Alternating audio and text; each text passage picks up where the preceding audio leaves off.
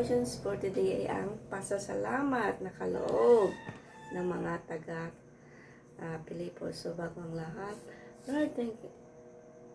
Lord, thank you, Lord, for the life. At thank you, Lord, for the wonderful experience na sa taong 2020. Let your will be done, Lord.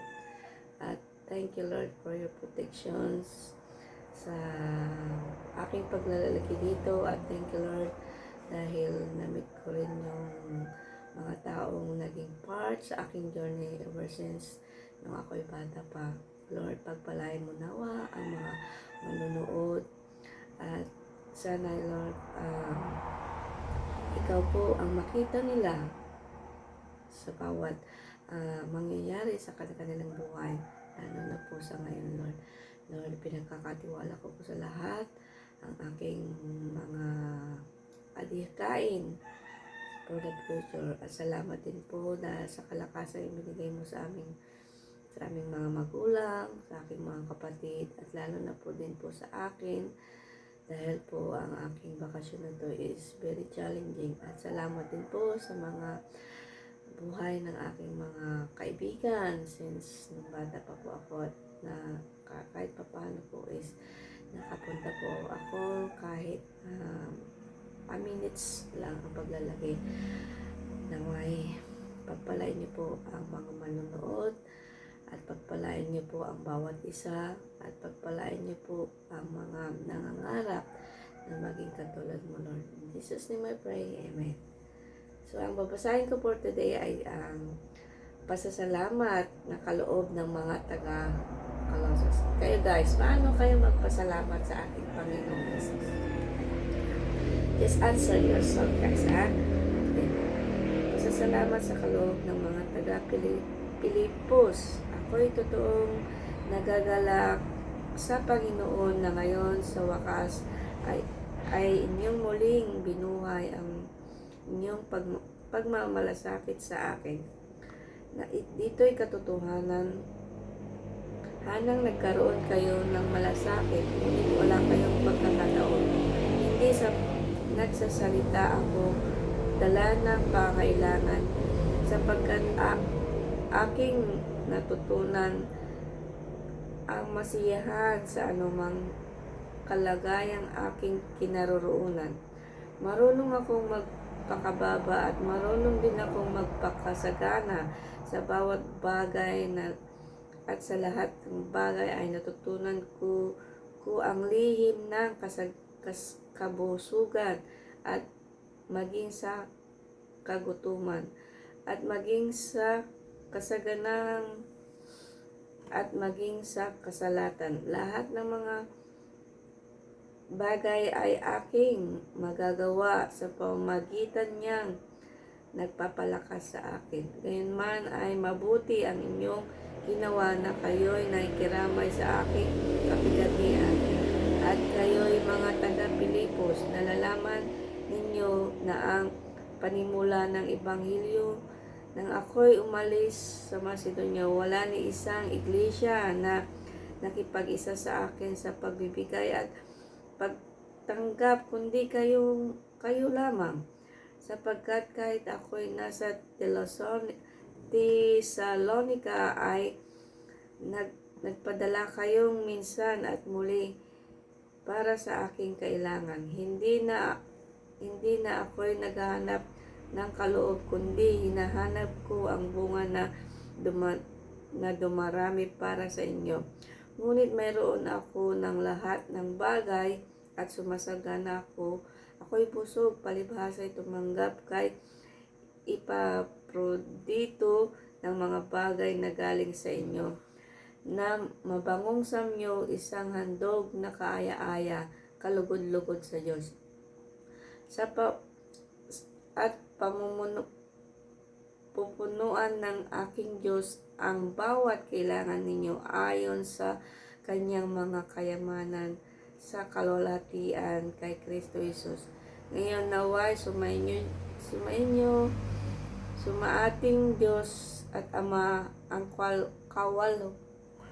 kaluwalhatian magpakailanman. Amen. Alam niyo po guys, ito pong sulat ito ni Pablo sa mga Pilipos. Si Pablo, kung babasahin nyo talaga yung life ni Pablo is puro lang siya nagtuturo ng mga mabuting balita. Hindi siya yung nanghihingi. Siya yung isang nakasulat sa Bible na never siyang nag-insist ng about money.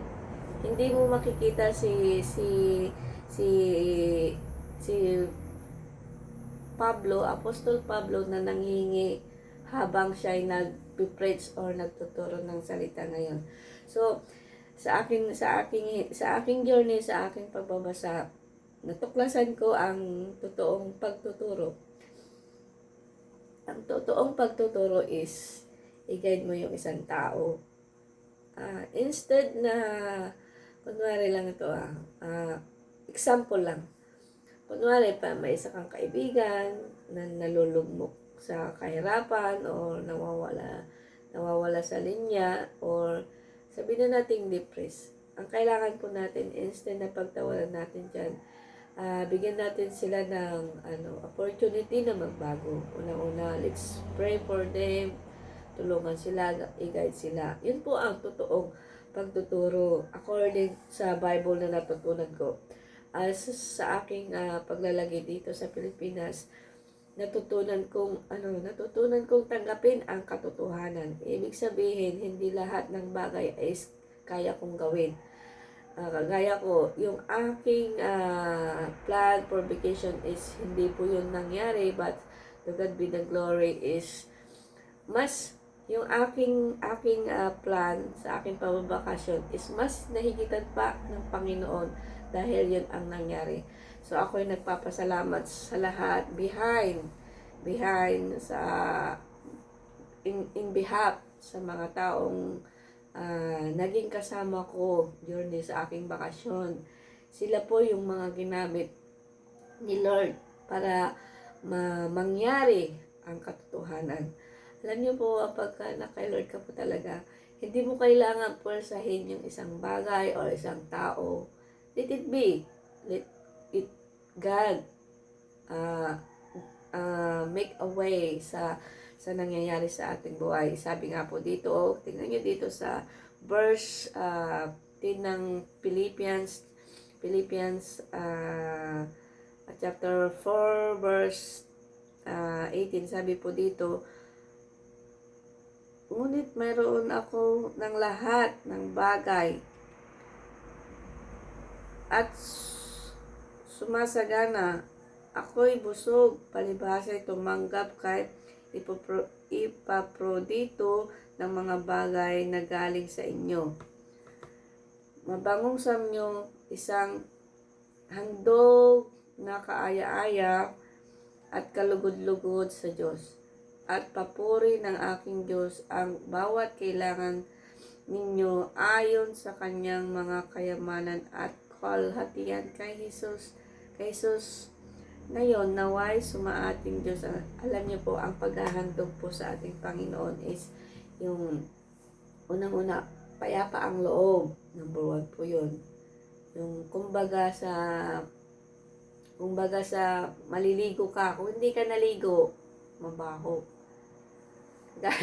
Bato-bato sa langit. Kagaya yung nanay ko, tamad na yung maligo. Ba't naiintindahan ko yung nanay ko na ganun na nung tinanong ko siya, ba't ayaw mong maligo? Sabi ko, ang sagot po niya is, giniginaw siya. So sabi ko, gusto mong kabitan kita ng heater or magpaano ng ano sabi niya.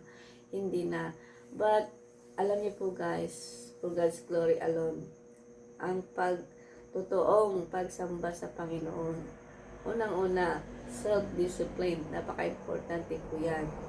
At yung tamang pakikisama. Alam niyo po, ang tamang pakikisama, hindi yung porket kilala mo siya, kampi mo na. Hindi. Ang totoong pakikisama, guys, is itama yung mali.